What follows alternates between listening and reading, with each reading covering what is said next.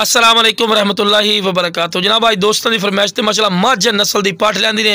कन्ना की लेंथ भी चेक कर सकते हैं, चंगे लंबे कान बरीक पशम और बिल्कुल ढिली चमड़ी दे विच ने और माशाअल्लाह A+ क्वालिटी दे ने, बिल्कुल तोता फेस वाइट अख दे विच ने। झालर भी चंगी माशाअल्लाह चेक कर सकते हैं। तो लो जनाब चारा भी बिरा खवा के विखा रहे हैं कि बिरा तुहानूं पता लगे कि सेहतमंद और माशाअल्लाह एक्टिव है। तो यह जनाब माशाअल्लाह नस्ल होंदी ने जिहड़ी मझ नस्ल होंदी अगे जाके लखां रुपये वाली बकरी बनती ने बिरा। यह माशाअल्लाह क्वालिटी है। उम्र सिर्फ यदि 7 महीने, कोई गलत बयान नहीं करनी है जी 12 महीने 10 महीने, लेकिन लगती इस तरह जिवें 10 महीने 10 महीने की नहीं है, माशाअल्लाह 7 महीना की है। माशाअल्लाह A+ क्वालिटी दी ने माशाअल्लाह, जिन्होंने A+ क्वालिटी आखते हैं। तो बिरा शौक रखना चाहिए, जो शौक रखो टोकली का बिरा लवण का फायदा नहीं होता।